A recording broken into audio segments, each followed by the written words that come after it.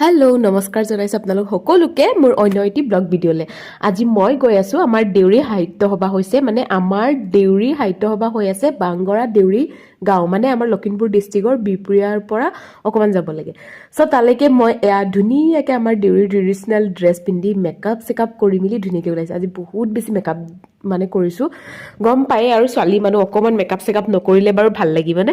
আৰু আজি মোৰ বহুত বেছি ভাল লগাৰ কাৰণটো হৈছে আজি মই এটা মঞ্চত আমাৰ অসমৰ শিক্ষা মন্ত্ৰী মহোদয় ডাঙৰীয়াৰ লগত একেলগে বহি মেলি মিটিঙত থাকিব পাইছোঁ বা সুযোগ পাইছোঁ বুলি ক'ব লাগিব।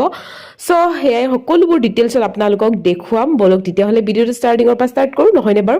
আৰু যোৱাৰ আগতে এইবোৰ ফটো আৰু ভিডিঅ'বোৰ লাগিবই, যিহেতুকে মই এজনী কণ্টেণ্ট ক্ৰিয়েটাৰ হিচাপেহে, মানে বহুত বেছি ডাঙৰ চেলিব্ৰিটিটো একো নহয় গাইজ। মই আমাৰ দেউৰীৰ কিছুমান নীতি নিয়ম, সৰু সুৰা সকাম হওক বা আমাৰ দেউৰীৰ ট্ৰেডিশ্যনেল যিবোৰ ড্ৰেছেছ যেনেকৈ পিন্ধে সেইবোৰ অকণমান মোৰ ইউটিউব চেনেলত দিয়া আছে।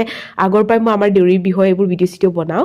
আৰু এয়া হৈছে আমাৰ দেউৰী সাহিত্য সভা হোৱা জেগা, ইয়াতে মই আহি পাইছোঁ আৰু মই বৰ্তমান বহি আছোঁ আমাৰ এই ষ্টেজত। আৰু এতিয়া ইয়ালৈ আহিব আমাৰ মাননীয় শিক্ষামন্ত্ৰী মহোদয় ডাঙৰীয়া, আৰু এইফালেদি আপোনালোকে দেখিছে নহয় আহি পাইছে। চ' শিক্ষামন্ত্ৰী ডাঙৰীয়াদেৱো আমাৰ লগতে ইয়াতে উপস্থিত থাকিব। আৰু আজিৰ কাৰ্যসূচীটো আছিলে, মোকো এইকাৰণে নিমন্ত্ৰণ কৰিছিলে যে আমাৰ দেউৰীসকল হওক বা যিকোনো মানে ছ'চিয়েল মিডিয়াৰ যোগেদি আমাৰ সংস্কৃতি, আমাৰ পৰম্পৰাগত বা আমাৰ দেউৰীসকলৰ নিয়ম বা আমাৰ জাতিটো কেনেকৈ সমাজৰ আগলৈ আমি আগবঢ়াই নিব পাৰোঁ, সেইটোৰ ওপৰত এটা থুলমূলকৈ একদম সৰুকৈ স্পীচ দিবৰ কাৰণে মোকো ইনভাইট কৰিছিলে। বাট মই মোৰ নিজৰ পাৰ্চনেল এটা প্ৰব্লেমৰ কাৰণে সেই স্পীচটো দিব নোৱাৰিলোঁ। বাৰু যি কি নহওক, আৰু এয়া মানে ভিডিঅ'টো অকণমান খেলি মেলি ধৰণত হৈছে। ফাৰ্ষ্টত আমি আহি কিনি ইয়াতে বহিছোঁ, আমাক খুব ধুনীয়াকৈ দেউৰী সাহিত্য সভাৰ পৰা আমাৰ সম্বৰ্ধনা জনাইছে, ধুনীয়াকৈ গামোচা এটা দি মেলি চবকে যিমানে আহিছিলে চবকে আদৰণি জনাইছে। আৰু ময়ো এই মঞ্চত আহিবলৈ পাই বা এইটো সুযোগটো পাই বহুত বেছি ভাল পাইছোঁ আৰু বহুত বেছি ধন্যবাদ জনাইছোঁ সকলোকে। তাৰপিছতে এয়া দেখিছে নহয় আমি সকলোৱে বহিবৰ কাৰণে যা যোগাৰ কৰিছোঁ। আৰু ইফালে মানে যোনজন আমাৰ শিক্ষামন্ত্ৰী ছাৰ, তেখেতক ধুনীয়াকৈ আদৰণি কৰিছে আমাৰ মঞ্চত, যিহেতুকে আহি গ'ল ৰণোজ পেগু ডাঙৰীয়া দেৱ ছাৰে।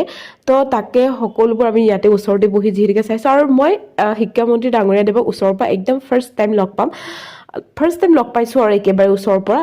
তো তাৰ আগলৈকে বাৰু তেনেকৈ লগ পোৱা হোৱা নাছিলে, মানে এনেই দেখোঁ টিভি হওক বা ফটো চটো বা দূৰৰ পৰা।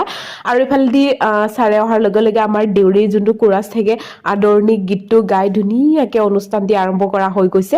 আৰু ইফালে ছাৰে খুব ধুনীয়া মন্তব্য দি আছে। ছাৰো কৈ আছে যে যিহেতুকে আগৰ দিনত যিকোনো বস্তুৰ ইনফৰমেশ্যন পাবলৈ অকণমান টাইম লাগে, আৰু আজিকালি যুগত ছ'চিয়েল মিডিয়াৰ যুগত সকলো বস্তু আপোনালোকে নিজৰ জাতিটো